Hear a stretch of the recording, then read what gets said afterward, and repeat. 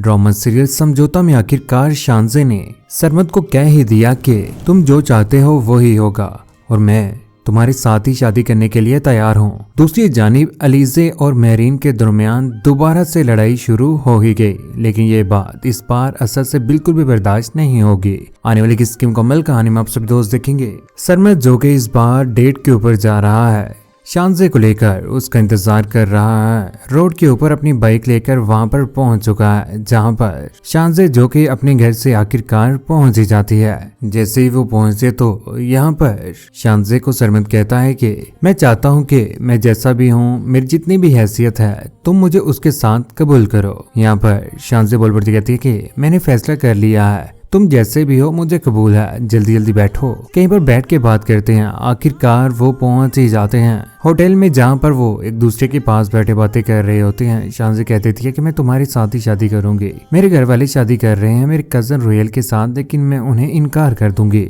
दूसरी जानिब घर में अलीजे को असद समझाने की भरपूर कोशिश कर रहा है, कहता है कि अपना मूड ठीक कर लो, जो कुछ भी हो रहा है उसको लेकर मैं बहुत ज्यादा परेशान हूँ, इसी में बेहतरी है कि तुम अपने आप को सुधार लो। असद कहता है कि जब तक शानजे की शादी नहीं होती मैं नहीं चाहता इस घर में किसी किस्म का कोई भी ड्रामा हो, लेकिन अलीजे जो कि कभी भी खामोश होने वालों में से नहीं है, उधर घर में सभी लोग बैठे होते हैं। यहाँ पर नरगिस, हुस्ना पप्पू और यहीं पर मेहरीन भी बैठी होती है और यहाँ पर अलीजे आ जाती है। अलीजे जो कि आकर बोल पड़ती कहती है कि मेरी तो कभी भी मेहरीन के साथ नहीं बनेगी और उसे अच्छी खासी सुना देती है। यहाँ पर मेहरीन जो कि बोल पड़ती कहती है कि आप ऐसा करें कि आप चीख लें, चिल्ला लें, जो आपको करना है कर लीजिए, मुझे आपके मुंह लगने का कोई शौक नहीं है। ये सारी की सारी बातें सुनने के बाद आखिरकार यहाँ पर अलीजे बोल पड़ती कहती है कि तुम्हारी इतनी हिम्मत के तुम मेरे साथ इस तरह से बात करोगी। अब नरगिस बोल पड़ती है क्योंकि हाथ उठाने लगती है अलीजे मेहरीन के ऊपर, कहती है कि इस घर में अब हाथापाई होगी, यही रह गया था, आप लोगों को शर्म आनी चाहिए। यहाँ पर अलीजे बोल पड़ती कहती है कि आप लोगों का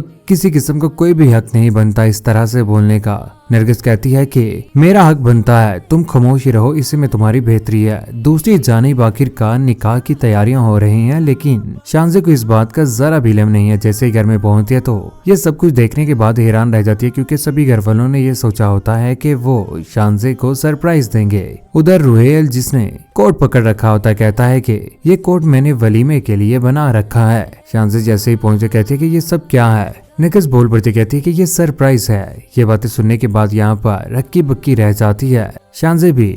नरगिस कहती है कि कल तुम्हारा और रुहेल का निकाह है, ये कैसे हो सकता है, मेरी मर्जी के बगैर, मुझसे पूछे बगैर ये सब कुछ कैसे हो सकता है, ऐसा कभी भी नहीं होगा, बेहतर होगा कि आप अपने फैसला बदल लीजिए। आने वाले वक्त में शानजे सारे के सारे मामला खराब करने वाली है। कौन कौन चाहता है कि रुहेल और शानजे एक हो जाएं, और उधर अलीजे जिस तरह से सभी घर वालों के साथ बुरा बिहेव कर रही है उसका क्या अंजाम होना चाहिए। नीचे कमेंट सेक्शन में अपनी मोहब्बत भरी राय का एहसास जरूर कीजिएगा। चैनल को सब्सक्राइब करने के बाद बेल का बटन जरूर दबाएगा। अपना ख्याल रखिए, दुआ में याद रखिएगा। अल्लाह हाफिज।